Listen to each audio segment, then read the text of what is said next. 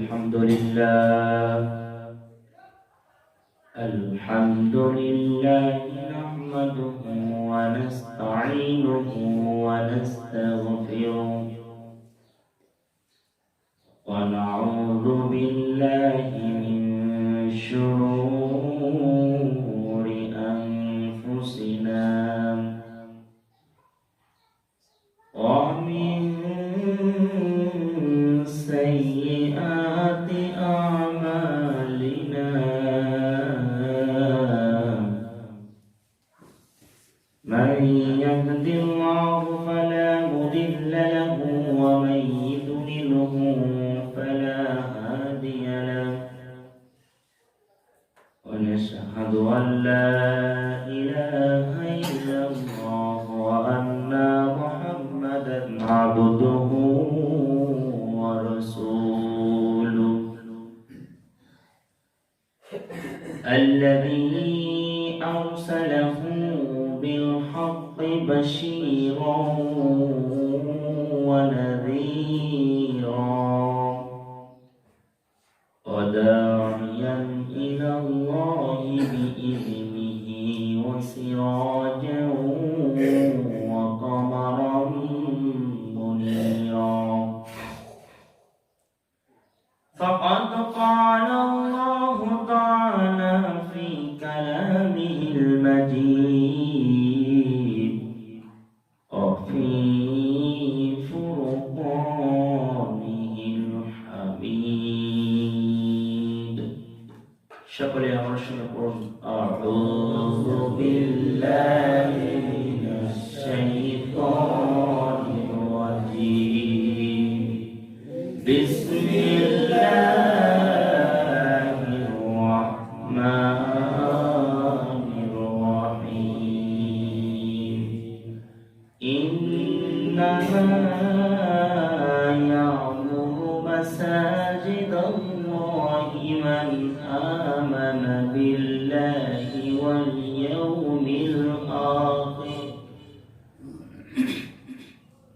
واليوم الآخر وأقام الصلاة وآتى الزكاة ولم يخش إلا الله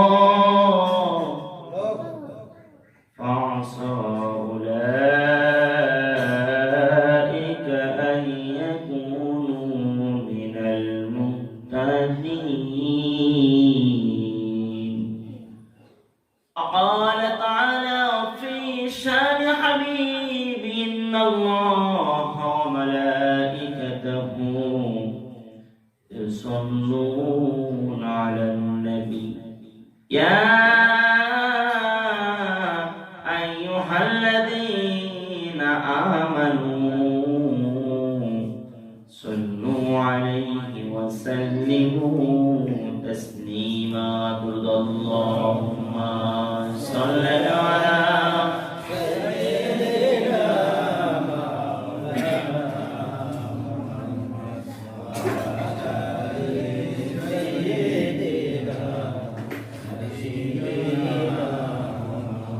اللهم صل على سيدنا وعلى آل سيدنا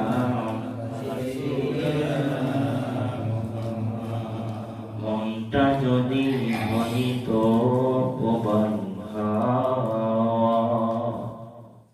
হইত যদি শুভ্র কবুতর মেঘের ডানায় পাঠিয়ে দিতাম মেঘের ডানায় পাঠিয়ে দিতাম মদিনার ওই পথে যেথায় আমার প্রিয় নবী ঘুমাই নিরন্তর যেথায় আমার প্রিয় হাবিব ঘুমাই নিরন্তর। আল্লাহুম্মা সাল্লি আলা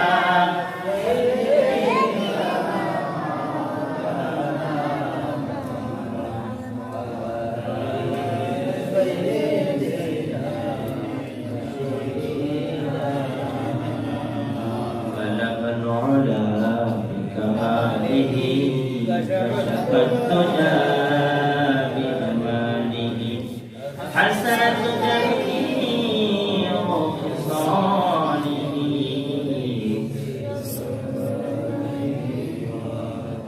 مسلك حب محمد مدلي ديوان ما مدلي خورشید سیقا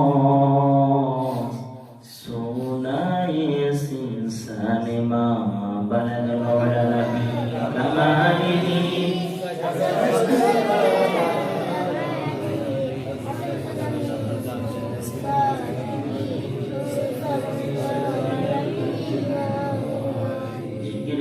لا إله إلا الله لا إله إلا الله لا إله إلا الله لا إله إلا الله سبحان الله الحمد لله لا إله إلا الله سبحان الله الحمد لله لا إله إلا الله سبحان الله الحمد لله لا إله إلا الله لا إله إلا الله لا إله إلا الله سبحان الله الحمد لله لا إله إلا الله لا إله إلا الله محمد رسول الله صلى الله عليه وسلم الحمد لله সর্বপ্রথম লাখ করে শুকরিয়া জ্ঞাপন করি যে মহান রব্বুল আলামিন সারা সপ্তাহ সুস্থ রেখে আল্লাহ সুবহানাহু ওয়া তাআলা এমন একটা দিনে আপনাকে আমাকে বসার তৌফিক দান করেছেন যে দিনটা আল্লাহর কাছে অত্যন্ত মর্যাদাপূর্ণ দিন। এই জুমার দিনে আল্লাহ সুবহানাহু ওয়া তাআলা আপনাকে আমাকে সুস্থ রেখে সবল রেখে কাঁধে কাঁধ মিলে সে বসার তৌফিক দান করেছেন। এই জন্য সেই মহান মুনিবের কোঠায় সকলেই কালিমাতুশ শুকরিয়া জ্ঞাপন করছি। সকলে বলে আলহামদুলিল্লাহ। ربنا لك الحمد حمدا كثيرا طيبا مباركا فيه يا ربي لك الحمد كما ينبغي لجلال وجهك وعظيم سلطانك لك الحمد بالإيمان لك الحمد بالإسلام لك الحمد بالقرآن আমরা শুকরিয়া আদায় করলাম কার? সে আল্লাহর প্রতি পা থেকে মাথা পর্যন্ত আবার একবার শুকরিয়া জ্ঞাপন করছি। সকলে বলি আলহামদুলিল্লাহ। মানবতার মুক্তির দূত সাইয়্যিদুল মুরসালিন খাতামুন নবিয়্যিন যে নবীকে সৃষ্টি না করলে আসমান জমিন কুল কায়নাত নক্ষত্র 8000 মাখলুকাত গর্তের পিপিলিকা এমনকি আপনি আমি গুনাহগার বান্দাদেরকে আল্লাহ তাআলা সৃষ্টি করতেন না। সেই মায়ের নবী সেই দোজাহানের সর্দার যার সুপারিশ ব্যতীত কোনো ব্যক্তি জান্নাতের ভিতরে প্রবেশ করতে পারবে না, যে ব্যক্তির সুপারিশে আমরা রোজ কিয়ামতের ময়দানে কঠিন মুসিবতের কালে নবীজির উম্মত বলে পরিচয় দিয়ে আমরা জান্নাতের বাসিন্দা হওয়ার আশায় আছি, সেই নবীর প্রতি আমরা সকলেই মন থেকে দুরূদ প্রেরণ করি। সকলে বলি সাল্লাল্লাহু আলাইহি ওয়াসাল্লাম। মাগফিরাত কামনা করছি ওই সমস্ত মাদ্দে মুজাহিদদের জন্য,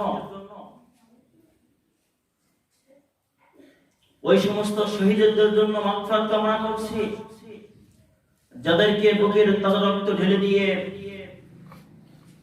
ইসলামের পতাকা পৃথিবীতে পথ পথ ঘোরানোর জন্য, ইসলামের আইন, ইসলামের রাজত্ব পৃথিবীতে বাস্তবায়ন করার জন্য, ইসলাম ধর্ম শান্তির ধর্ম এটা বাস্তবায়ন করার জন্য যে সমস্ত মধ্যে মুজাহিদদের তাবুকের ময়দানে, খন্দকের ময়দানে, খাইবারের ময়দানে যে সমস্ত মধ্যে মুজাহিদদের বুকের তাজা রক্ত ঢেলে দিতে হয়েছেন, এবং কাশ্মীর নয় বাংলাদেশ, কাশ্মীর সহ বাংলাদেশ বিভিন্ন বিশ্বের বিভিন্ন প্রান্তে যে সমস্ত মধ্যে মুজাহিদদের রক্ত দিয়ে প্রমাণ করেছেন আমরা রক্ত দিতে জানি কিন্তু কোনো বাতিলের কাছে মাথা নত করতে রাজি না, ওই সমস্ত মধ্যে মুজাহিদদের প্রতি আমরা সর্বোচ্চ শহীদ মর্যাদা আল্লাহ তাআলার কাছে কামনা করছি। আল্লাহ তাআলা যেন সকলকে সর্বোত্তম শহীদ মর্যাদায় কবুল করে, সকলে বলে আল্লাহুম্মা আমিন। আবার সেই সমস্ত মধ্যে মুজাহিদদের প্রতি মাগফিরাত কামনা করছি যাদেরকে জীবনখানা বিলাতে হচ্ছেন, যাদেরকে কারাগারে বন্দী হতে হচ্ছেন, নির্দোষ ভাবে যাদেরকে আটক করে রাখছেন শুধু কোরআনের কথা বলার জন্য, কোরআনের পক্ষে চলার জন্য, কোরআনের রাজ কায়েম করার জন্য, সংবিধানে কোরআন দিয়ে সংবিধান চলবে এই হুঙ্কার ছাড়ার জন্য, যে সমস্ত মধ্যে মুজাহিদদের কারাগার হতে হয়েছে আল্লাহ তাআলা ওই সমস্ত মধ্যে মুজাহিদদের আবারও বাংলার জমিনে ফিরে এসে আবারও আল্লাহর কোরআনের কথাগুলো সুন্দরভাবে মানুষের মাঝে বলে বলে এটা বাস্তবায়ন করতে পারে আল্লাহ তাআলা সেই সমস্ত মধ্যে মুজাহিদদের তৌফিক দান করে, সকলে আল্লাহুম্মা আমিন। সম্মানিত হাজিরিন, মাহফিল কেন্দ্রিক মসজিদ কেন্দ্রিক কমিটি নিয়ে আজকে আলোচনা। কোন ধরনের ব্যক্তি মসজিদ কমিটিতে থাকতে পারবে আর কোন ধরনের ব্যক্তি থাকতে পারবে না, কোন ধরনের ব্যক্তি মাহফিল কমিটিতে থাকতে পারবে আর কোন ধরনের ব্যক্তি মাহফিল কমিটিতে থাকতে পারবে না। সম্মানিত হাজিরিন, আমার আল্লাহ পাক রব্বুল আলামিন পবিত্র কোরআনের সূরা তাওবার বর্ণনা করাতে আল্লাহ তাআলা বলেন, ইন্নামা ইয়া'মুরু মাসাজিদাল্লাহি মান আমানা বিল্লাহি ওয়াল ইয়াউমিল আখির ওয়া আকামাস সালাতা ওয়া আতাজ যাকাতা ওয়া লাম ইয়াখশা ইল্লাল্লাহ ফা'আসা উলাইকা আন ইয়াকুনু মিনাল মুহতাদিন। রব্বুল আলামিন বলেন, পাঁচ শ্রেণীর ব্যক্তি মসজিদ পরিচালনা করতে হবে যার ভিতরে পাঁচটি গুণ আছে, যার ভিতরে পাঁচটি গুণ আছে সেই ব্যক্তি মসজিদ এবং মাহফিল কমিটি পরিচালনা করতে পারবে, মাহফিল পরিচালনা করতে পারবে এবং মসজিদ পরিচালনা করতে পারবে। আল্লাহ তাআলা সুন্দরভাবে বলেন, ইন্নামা ইয়া'মুরু মাসাজিদাল্লাহ, যে ব্যক্তি মান আমানা বিল্লাহি ওয়াল ইয়াউমিল আখির, যে ব্যক্তি ঈমান আনে একমাত্র আল্লাহ তাআলার উপরে বিশ্বাস করে, আল্লাহ তাআলার উপর আল্লাহ তাআলাকে ভয় করে, যে ব্যক্তি আল্লাহ তাআলার উপর যে ব্যক্তি ঈমান আনে ওই ব্যক্তি মসজিদ কমিটির দায়িত্বে থাকতে পারবে। আল্লাহ তাআলা বলেন ঈমান আনার কথা, ঈমান আনতে হবে কার জন্য? আল্লাহ তাআলার উপর বিশ্বাস করে ঈমান আনতে হবে।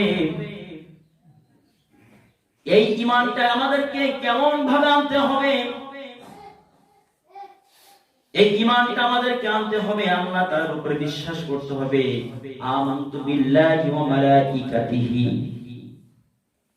ওয়া কুতুবিহি ওয়া রুসুলিহি ওয়াল ইয়াউমিল আখির ওয়াল কদরি খাইরি ওয়া শাররিহি মিনাল্লাহি তাআলা ওয়াল বাসি বাদাল মাউত।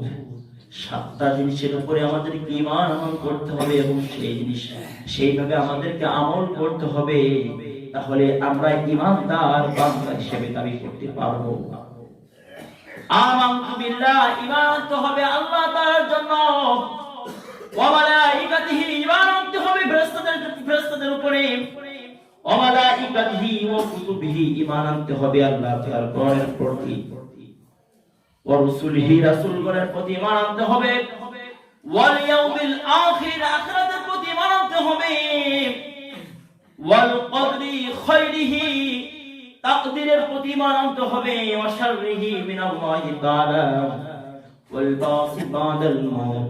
আমাদেরকে দুনিয়ার মাঝে একদিনকে চিরবিদায় নিয়ে চলে যেতে হবে এবং মৃত্যু যখনই হবে আমাদেরকে ওই মৃত্যু থেকে আল্লাহ তাআলা আবার আমাদেরকে চিন্তা করে আমাদের সমস্ত জীবনের পুঙ্খানুপুঙ্খানুরূপে হিসাব দিবে। এই সাতটা জিনিসের উপরে আমাদেরকে ঈমান আনতে হবে। আর যে ব্যক্তি ঈমান আনবে এবং যে ব্যক্তি এই ঈমান এই সাতটা কাজের উপরে চলবে, আল্লাহ তাআলা বলেন এই ব্যক্তি প্রকৃতপক্ষের ঈমানদার। সুবহানাল্লাহ। তাহলে যে ব্যক্তি মাহফিল কমিটি এবং যে ব্যক্তি মসজিদ কমিটির ভিতর থাকবে, তার এক নম্বর শর্ত হচ্ছে সে ব্যক্তি ঈমানদার হওয়া লাগবে। কি হওয়া লাগবে? ঈমানদার হওয়া লাগবে। আল্লাহ তাআলা বলেন, ইন্নামা ইয়া'মুরু মাসাজিদাল্লাহি মান আমানা বিল্লাহি ওয়াল ইয়াউমিল আখির। ঈমান আনার পরে আখিরাতের প্রতি বিশ্বাস থাকা লাগবে। তারপর অংশ বলেন ওয়া আকামাস সালাম, সালাত কায়েম। সালাত কি করতে হবে? সালাত কায়েম করতে হবে। কায়েম বলতে কি? নিজের নামাজ নিজে পড়ে নিলাম, অন্যজন পড়লো কিনা পড়লো, আমার পাশে দুইজন ব্যক্তি গল্প করছি, দেখা যায় নামাজের সময় হলো, আমি নামাজ পড়তে চলে আসলাম, দ্বিতীয় ব্যক্তি ডাকলাম না। আপনি কি পাবেন না? হবেন না? হ্যাঁ, তা'মুরুনা বিল মা'রুফ ওয়া তানহাউনা আনিল মুনকার, সৎ কাজের আদেশ করো, অসৎ কাজ থেকে বাধা প্রদান করো। তাহলে নামাজের সময় তো হয়ে যায়, আমার পাশে একটা ব্যক্তি বসে থাকে, আমি জানি সে ব্যক্তি নামাজ পড়ে না, তারপর আমার কর্তব্য কি? ডাকতে হবে। তাহলে নামাজ কায়েম করতে হবে। তাহলে কয়টা? পাঁচটার ভিতরে কয়টা চলে গেল? তিনটা। এক নম্বর ঈমান আনতে হবে কার প্রতি? আর বিশ্বাস রাখতে হবে কিসের প্রতি? আখিরাতের প্রতি। বিশ্বাস রাখতে হবে কিসের প্রতি? আখিরাতের প্রতি। আর আপনার তিন নম্বরে কি কায়েম করতে হবে? নামাজ কায়েম করতে হবে। আল্লাহ তাআলা পরামর্শ বলেন ওয়া আতুস যাকাত, যাকাত প্রদান করতে হবে। যাকাত আমাদের সমাজের ভিতরে কিন্তু এখন যাকাত প্রচলন খুবই কম, আর যেটা প্রচলন আছে শতকরা 99% লোকের যাকাত কবুল হয় কিনা আল্লাহ পাই ভালো জানে। তুমি শুনতেও না, কারণ যাকাতটা হচ্ছে দারিদ্র উন্মোচন করার জন্য আল্লাহ তাআলা যাকাতটাকে ফরজ করেছেন। বড় ধনীদের কাছ থেকে নাও, গরিবদেরকে দাও। এখন আমরা কি করি? সম্মানিত হাজিরিন, আমাদেরকে যাকাত এখন হয় কিভাবে? আমরা কথা না বলি। সম্মানিত হাজিরিন, যাকাতটা এখন হয় কিভাবে? মনে করেন আমি একটা ধনী ব্যক্তি, আপনি আমার উপর যাকাত ফরজ, আপনি আমার ওখানে আসলেন, যে আমি খুব অসহায় মানুষ, যদি আমাকে কিছু যাকাত দাও তাহলে আমি একটু সচ্ছল হয়ে চলতে পারবো। আমাদের হিসাব করে কিছু হয়নি, তুমি জানো পরে আমরা এরকম ধরনের লোক আছে কিনা? আমার মনে করেন যে ব্যক্তি যাকাত চাইতে আসলো, সেই ব্যক্তির মনে করেন যে পরনের জিনিস রয়েছে, তারপরে যাকাত চেতে আসলো যে আমি চলতে পারছি না, আপনি কিছু যাকাত দেন, অর্থ দেন, তাহলে আমি সুস্থভাবে চলতে পারবো। কিন্তু আমরা সেই সুস্থভাবে টাকা না দিয়ে, চাউল না দিয়ে, ডাল না দিয়ে আমরা আমার বিবিকে পড়াই 1000 টাকা দামের শাড়ি, আর যাকে যাকাত দেই তাকে পড়াই আমরা 200 টাকা দামের শাড়ি। যাকাত তো হবে না, যাকাতের পরে আর কিছু এরকম যাকাত না। যাকাতটা দিতে হবে দারিদ্র উন্মোচন করার জন্য। যে এই বছর আমাদের পূর্ব ঘইলে 50 জন যাকাত নেওয়ার মতো লোক আছে, আগামী বছর যেন আপাতত 5 জন ব্যক্তি কমে যায়, এরকম প্রতিজ্ঞাবদ্ধ হয়ে আমাদেরকে যাকাত দিতে পারে, তাহলে আমাদের এই পূর্ব ঘইলাটা আপনার এরকম জাকাত নেওয়ার মতো লোক কমে যাবে। কিন্তু আমরা সেই 50 জন ব্যক্তিকে এই যে একটা করে শাড়ি দিয়ে গেলাম, আর সে ব্যক্তি দুদিন পরে গোয়েলের জন্য চট বাড়ায় ফেললো, ওর লাভ হলো? হ্যাঁ, লাভ হলো। সম্মানিত হাজিরিন, তাহলে জাকাত কিসের জন্য দিতে হয়? দারিদ্র উন্মোচন করার জন্য। ধনীদের কাছ থেকে নাও, গরিবদেরকে দাও।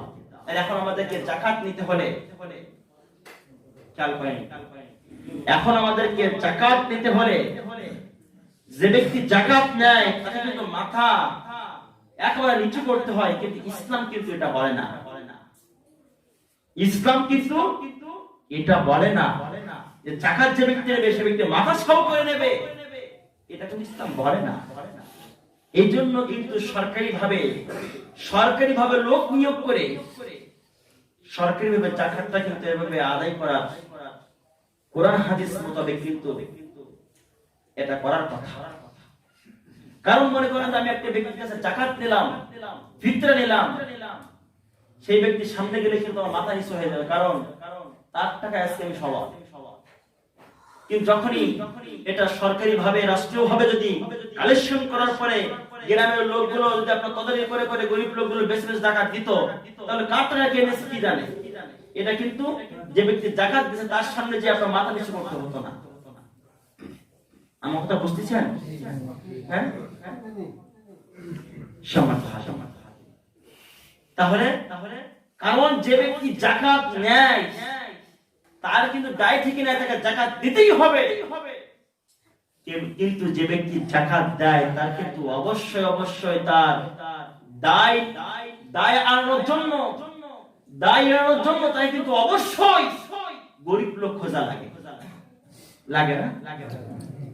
কারণ আমি মনে করেন আমার উপরে জাকাত খরচ হয়েছে, আমি লোক পাচ্ছি না, তারপরে তোমাকে জাকাত কি করতে হবে? আমার খুঁজে বের করতে হবে কাকে দেব।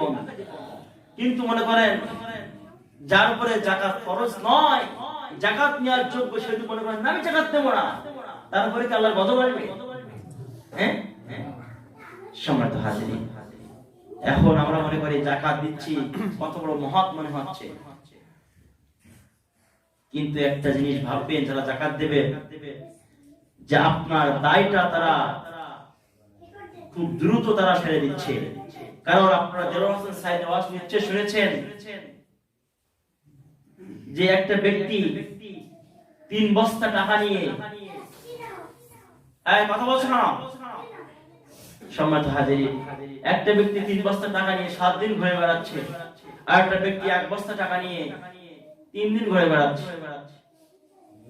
এখন যে ব্যক্তি 1 বস্তা টাকা নিয়ে 3 দিন ঘুরে বেড়াচ্ছে, ওই 3 বস্তা টাকা 7 দিন ঘুরে বেড়াচ্ছে, তার তো এখন চুলটোল পাগলের মতো হয়ে গেছে আর কি, গোসল না, খাওয়া না, দাওয়া না। এখন যে ব্যক্তির কাছে 1 বস্তা টাকা, সে ব্যক্তি মনে করলো যে আল্লাহ তাআলা আমার রক্ষা করে, যে বললো যে ভাই এই বস্তাটা তুমি নাও, এই জাকাতের টাকা আমি এই 3 দিন ঘুরে ঘুরে আমি একটাই লোক পেলাম না জাকাত দেখেন, খুঁজে অবশ্যই তোমাকে পেলাম। বললো মিয়া তোমার বস্তার ভিতরে কি? বললো টাকা, জাকাতের টাকা। বলছে তুমি তো মিয়া 3 দিন ঘুরছো, আমি তো 7 দিন 3 বস্তা টাকা নিয়ে ঘুরে বেড়াচ্ছি, কিন্তু একটা লোকও পাইনি। সুবহানাল্লাহ। আমাদের সমাজে কি নাম লেখাতে হবে? হ্যাঁ, আমাদের সমাজের তো নাম লাগাতে হয়। জাকাত তো দেয় না ঠিক মতো, জাকাত দেয় না ঠিক মতো। সমর্থ হাজিরিন, তাহলে 1 নম্বরে ঈমান আনতে হবে কার উপরে? 2 নম্বরে আখিরাতের প্রতি বিশ্বাস রাখতে হবে। 3 নম্বরে সালাত কায়েম করতে হবে। 4 নম্বর যাকাত আদায় করতে হবে। 5 নম্বরে ওয়ালাম ইয়াখশা ইল্লাল্লাহ ফাসা উলাইকা ইয়াকুনু মিনাল মুহতাদিন। আল্লাহ তাআলা বলেন 5 নাম্বার, আমি ছাড়া অন্য কাউকে ভয় করতে পারবে না। কথা বুঝেন নাই? যে ব্যক্তি মসজিদ কমিটি এবং যে ব্যক্তি মাহফিল কমিটি হবে, সেই ব্যক্তি আল্লাহ ছাড়া অন্য কাউকে ভয় করতে পারবে না। এই 5টা গুণ যার ভিতরে আছে সেই ব্যক্তি মসজিদের সভাপতি, সেক্রেটারি, কেশিয়ার, সদস্য এবং মাহফিলের কমিটি সভাপতি, সেক্রেটারি, সদস্য, কেশিয়ার এরাই ছাড়া দ্বিতীয় কেউ হতে পারবে।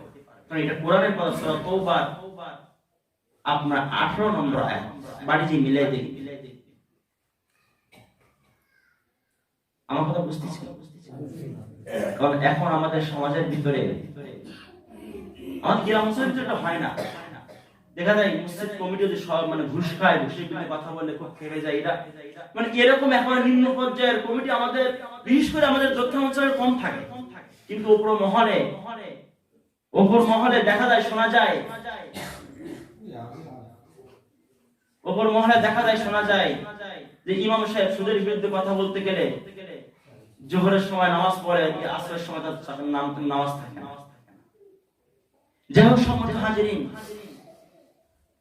এখনকার আমাদের বাংলাদেশের অবস্থার কথা বলছি যে মাহফিলগুলোতে যাদেরকে দায়িত্ব দেওয়া হয়, যারা কমিটি বহন করে, কমিটির ভূমিকা যারা রাখে, কমিটির ভূমিকা যারা পালন করে, তারা তো ভালোভাবে সূরা ফাতিহাও পড়তে পারে না অধিকাংশ লোক। আর ইমাম সাহেব যে বাস্তবতা দিয়ে, কোরআন হাদিস দিয়ে ব্যাখ্যা করে, সে ওই নাস্তিকদের গায়ে চালা চলে যায়। সম্মানিত হাজিরিন, আমির হামজা বলছে, অবশ্যই আমির হামজা ধৈর্য না ধরে এই যে 4 তারিখের মাহফিল সুন্দরভাবে ওই ওয়াজ করছে, বলছে হুজুর মাহফিল বন্ধ করেন। আর একটা আলেমকে অপমান করা, নবীকে অপমান করা, আলেমরা হচ্ছেন নবীর কি ওয়ারিস। সম্মানিত হাজিরিন, ওইখান থেকে আরো 2-3 দিনের ঘটনা। একটা হাফেজ, কারি, আবার মাওলানা, তাকে স্টেজের উপরে মানে এমন অকথ্য ভাষায় গালিগালাজ করছে, এমন অকথ্য ভাষায় গালিগালাজ করছে, তার মুখে আনা যায়। স্টেজের উপরে একটা কোরআনের মাহফিলে এই স্পষ্টতাগুলো কোথায় পায়? এই সাহস কোথায় পায়? সম্মানিত হাজিরিন, গায়ের বল আর ক্ষমতার জোর একদিন নিমিষেই শেষ হয়ে যাবে, যাবে না? ক্ষমতার জোর আর গায়ের বল একদিনকেই আপনার ঝরে যাবে। এ বল থাকবে না, এ অহংকার থাকবে না, আর ক্ষমতা একদিন শেষ হয়ে যাবে।